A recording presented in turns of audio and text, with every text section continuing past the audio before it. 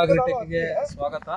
ಇವತ್ತು ನಾವು ಒಂದು ಮ್ಯಾಂಗೋ ತೋಟದಲ್ಲಿ ಈ ಒಂದು ತೋಟದಲ್ಲಿ ನೋಡ್ಬೋದು ನೀವು ಮಿಲಿ ಬಗ್ ಅಂತ ಹೇಳ್ತೀವಿ. ಅಂದರೆ ಇದು ಯಾವ ಥರ ಏನಾಗುತ್ತೆ, ಎಲ್ಲ ಎಲೆ ಎಲ್ಲ ರಸ ಹೀರ್ಬಿಟ್ಟು ಈ ಥರ ಬ್ಲ್ಯಾಕ್ ಸೂಟಿ ಮೋಲ್ಡ್ ಅಂತ ಹೇಳ್ತೀವಿ, ಈ ಥರ ಆಗುತ್ತೆ.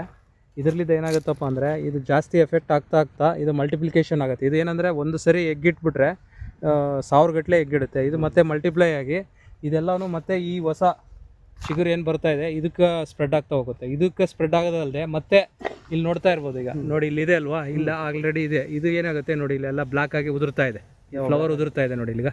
ಅದು ಬಿಕಾಸ್ ಆಫ್ ಸೂಟಿ ಮೋಡ್. ಇಲ್ಲಿ ನೋಡ್ರಿ ಆಲ್ರೆಡಿ ಸ್ಟಾರ್ಟ್ ಆಗಿದೆ, ಕಾಣ್ತಾ ಇದೆನಾ?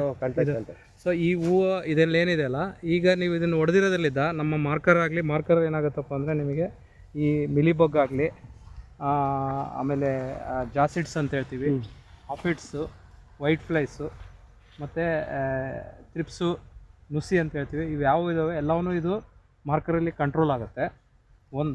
ಇನ್ನೊಂದು ನೀವು ಲೀಫ್ ಸ್ಪಾಟ್ ಅಂತ ಹೇಳ್ತೀವಿ. ನೀವು ಇಲ್ಲಿ ಸ್ಪಾಟ್ಸ್ ನೋಡ್ಬೋದು, ಇಲ್ಲೆಲ್ಲ ಇದು ತುಕ್ಕು ಥರ ಇದೆಯಲ್ಲ, ಈ ಸ್ಪಾಟ್ಸು, ಇದೆಲ್ಲ ಏನು ಸ್ಪಾಟ್ಸ್ ಕಾಣುತ್ತೆ, ಇದೆಲ್ಲನೂ ಏನಪ್ಪ ಅಂದರೆ ನಿಮಗೆ ಪೌಡ್ರು ಫಾರ್ಮೇಷನ್ ಆಗಿ ಆಮೇಲೆ ಇದು ಎಲೆಗಳ ಮೇಲೆ ಮತ್ತು ಹೂವಿನ ಮೇಲೆ ಸ್ಪ್ರೆಡ್ ಆದಾಗ ಆ ಪೌಡ್ರು ರೋಗ ಆಗುತ್ತೆ. ಅದು ರೋಗ ಹೆಚ್ಚಿಗೆ ಡೆವಲಪ್ ಆಯ್ತು ಅಂದರೆ ಆವಾಗ ಕೂಡ ನಿಮಗೆ ಹೂವು ಉದುರೋ ಚಾನ್ಸಸ್ ಇರುತ್ತೆ. ಅದಕ್ಕೆ ಇದರಲ್ಲಿ ಪ್ರೊಫಿಕೋನಜಾಲ್ ಅಂತ ಹೇಳ್ತೀವಿ.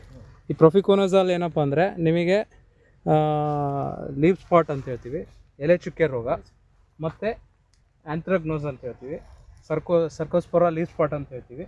ಹಾಗೆ ಪೌಡ್ರಿ ಮಿಲ್ಡ್ಯೂ ಅಂದರೆ ಪೌಡ್ರ್ ಫಾರ್ಮೇಷನ್ ಆಗುತ್ತೆ, ಒಂಥರ ಲೈಟ್ ಪೌಡ್ರು ಹೂವಿನ ಮೇಲೆ ಬಂದ್ಬಿಟ್ಟು ಅದು ಉದುರೋ ಚಾನ್ಸಸ್ ಇರುತ್ತೆ. ಅದನ್ನು ಇದು ಕಂಟ್ರೋಲ್ ಮಾಡುತ್ತೆ. ಹಾಗಾಗಿ ನಾವು ಮೊದಲನೇ ಸ್ಪ್ರೇ ಆಗಿ ಇವತ್ತು ಮಾರ್ಕರ್ ಎದಕ್ಕಪ್ಪ ಅಂದರೆ ಈಗ ನೀವೆಲ್ಲ ಆಲ್ರೆಡಿ ಎಕ್ಸ್ಪ್ಲೇನ್ ಮಾಡಿದ ಪ್ರಕಾರ ಈ ಒಂದು ಮಿಲಿಬಗ್ ಅದನ್ನು ಕಂಟ್ರೋಲ್ ಮಾಡುತ್ತೆ. ಪ್ರೊಫಿಕೋನಜಾಲ್ ಯಾವುದಕ್ಕಪ್ಪ ಅಂದರೆ ಪೌಡ್ರ್ ಮಿಲ್ಡ್ಯೂ ಆಗಲಿ ಅಥವಾ ಲೀಫ್ ಸ್ಪಾಟ್ ಏನು ಬರುತ್ತಲ್ವ, ಈ ಥರ ಲೀಫ್ ಸ್ಪಾಟ್ ಏನು ಬರುತ್ತೆ, ಈ ಲೀಫ್ ಸ್ಪಾಟ್ನ ಕಂಟ್ರೋಲ್ ಮಾಡೋದಕ್ಕೆ ಇವೆರಡು ಕೆಮಿಕಲ್ ಯೂಸ್ ಮಾಡಿದ್ವಿ. ಇದರಲ್ಲಿದ್ದು ಏನಪ್ಪ ಅಂದರೆ ನಿಮಗೆ ಈ ಒಂದು ಕಂಟ್ರೋಲ್ ಆಯ್ತು ಅಂದರೆ ಆಟೋಮೆಟಿಕಲಿ ಇದರಲ್ಲಿ ಏನೋ ಅದು ಪರ್ಸೆಂಟೇಜ್ ಅಂತ ಹೇಳ್ತೀವಿ, ಅಂದರೆ ಉಳಿದ ಪರ್ಸೆಂಟೇಜ್ ಕಡಿಮೆ ಆಗಿದೆ ಅಂದರೆ ಬರ್ತಕ್ಕಂಥ ಎಲೆಯಲ್ಲಿ ಅದರ ಒಂದು ಪ್ರಭಾವ ಇರೋದಿಲ್ಲ. ಅವಾಗ ಏನಾಗುತ್ತೆ, ಅದು ಡೆವಲಪ್ಮೆಂಟ್ ಚೆನ್ನಾಗಾದರೆ ಹೂವು ಸೆಟ್ಟಿಂಗ್ ಏನಿದೆ ಚೆನ್ನಾಗಾಗುತ್ತೆ. ಸೊ ಹಾಗೆ ನೀವು ರೈತರು ಏನಪ್ಪ ಇನ್ನೊಂದು ನಾವು ಹೇಳ್ತಾ ಇರೋದಂದರೆ, ನೀವು ಮುಂದೆ ಬರ್ಬೋದು, ಮುಂದೆ ಬಂದರೆ ಆ ಥರ ಸ್ಪ್ರೇಯಿಂಗು ನೋಡಿ ನೀಟಾಗಿ ಮಾಡಬೇಕು. ಸ್ಪ್ರೇ ನೀವು ಹೆಂಗೆ ಮಾಡಿದರೆ ಆಗಲ್ಲ. ಸೊ ನಿಮ್ಮ ಸ್ಪ್ರೇ ಏನಪ್ಪ ಅಂದರೆ ಪೂರಾ ಗಿಡಕ್ಕೆ ಎಲ್ಲ ಸ್ಪ್ರೆಡ್ ಆಗಬೇಕು.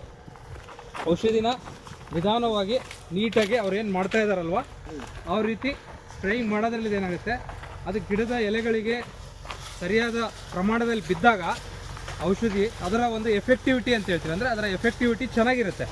ಸೊ ಅಲ್ಲಿ ನೋಡ್ತಾ ಇರ್ಬೋದು ಅವರು ಏನು ಸ್ಪ್ರೇ ಮಾಡ್ತಾ ಇದ್ದಾರೆ, ಆ ರೀತಿ ಗಿಡಗಳಿಗೆ ನೀಟಾಗಿ ಸ್ಪ್ರೇ ಮಾಡಿದರೆ ಒಂದು ನೀವು ಏನಾದರೂ ಸ್ಪ್ರೇನಲ್ಲಿ ವ್ಯತ್ಯಾಸ ಮಾಡಿದೆ ಅಂದರೆ ಸರಿಯಾಗಿ ಮಾಡಲಿಲ್ಲ ಅಂದರೆ, ಯಾಕಂದರೆ ಮಾವಿನ ಗಿಡ ಏನಾಗುತ್ತೆ ಅಂದರೆ ದೊಡ್ಡ ಗಿಡಗಳಾಗ್ತಾವೆ. ನೀವು ಒಂದು ಸ್ವಲ್ಪ ಬಿಟ್ಬಿಟ್ಟು ಮಾಡಿದರೆ ಅದು ಎಲ್ಲಿರುತ್ತೋ ಆ ಒಂದು ಪ್ರದೇಶದಿಂದ ಅಲ್ಲಿವರೆಗೆ ಇನ್ನೊಂದು ಕಡೆ ಸ್ಪ್ರೆಡ್ ಆಗೋ ಚಾನ್ಸಸ್ ಇರುತ್ತೆ. ಹಾಗಾಗಿ ತಾವುಗಳು ನೀಟಾಗಿ ಸ್ಪ್ರೇ ಮಾಡೋದ್ರಲ್ಲಿದ್ದ ಪೂರಾ ಗಿಡದ ಎಲ್ಲ ಪೂರಾ ಅಂಶ ತಗೊಂಡಾಗ ಅದು ಒಂದು ಈ ಔಷಧಿಗಳು ಯಾವುದೇ ಔಷಧಿ ಆಗಲಿ ಹೆಚ್ಚಿನ ಪ್ರಭಾವ ಬೀರಿ ಗಿಡದಕ್ಕೆ ಆ ಒಂದು ಔಷಧಿ ತಗಲಿದಾಗ ನಿಮಗೆ ರೋಗ ನಿರ್ವಹಣೆ ಆಗಲಿ ಕೀಟದ ನಿರ್ವಹಣೆ ಚೆನ್ನಾಗಾಗುತ್ತೆ. ಸೊ ಹಾಗಾಗಿ ರೈತರೆಲ್ಲರೂ ಈ ಒಂದು ಔಷಧಿಯನ್ನು ಸರಿಯಾಗಿ ಸ್ಪ್ರೇ ಮಾಡಬೇಕಂತೇಳಿ ತಮಗೆಲ್ಲ ನಾವು ಕೇಳ್ಕೊಳ್ತೀವಿ. ಸೊ ಧನ್ಯವಾದಗಳು.